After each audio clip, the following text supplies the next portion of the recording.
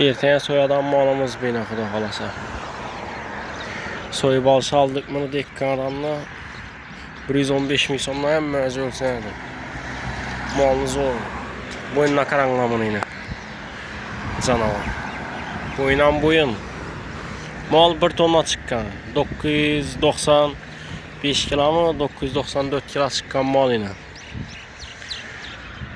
Özlərimizdə bakılğan şolka güncələyib bakılğan mal mesni. Malınız zor canavar. Göşəm zor çıxadı xuda xalasa yaxsız çıxadı. Ertəng bazar gününə 8 mart gününə soyladı yine. Malını görüşeceğiz mümkün. Zor yine. Mənzilə gələdə olsaq, telesentin doğrusu. Qandan gəlsəzlə gözə, yanarıq, qayudan gələsilə. Qan Kolazaltlı köpreki. Həmdən Qassab Göç dükkanı. Şimal soyladı ertən.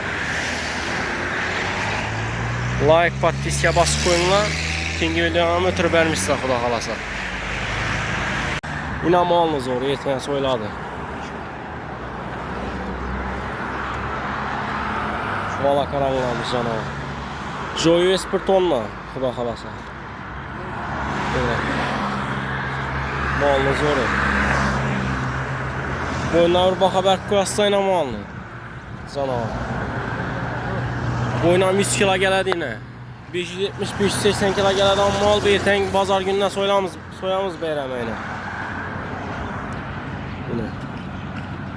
Mala bir baxa bərk qoyaslayla. Üzlərimizdə bakılğan mesni mal. Yine. Mənzilə gələdə olsaq, mənzil telesentin doğru səndən Qassab Göç dükkanı.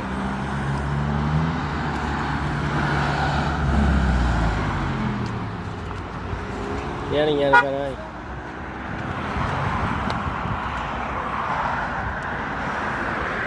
Tamam. Səmiz ver.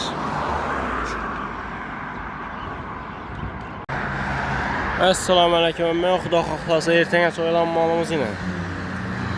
Malınız zor canavar. Duşuna karanla boyullarına. Benden görsəmiz.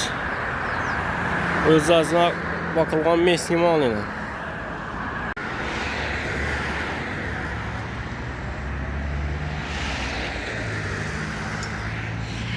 Geç pərdə nəsə bir anlam. Mən.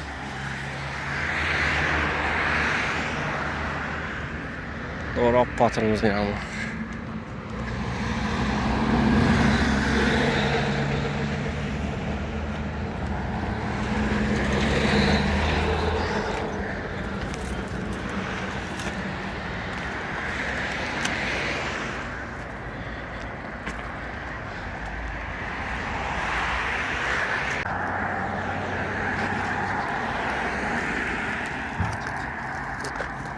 Şu canavar.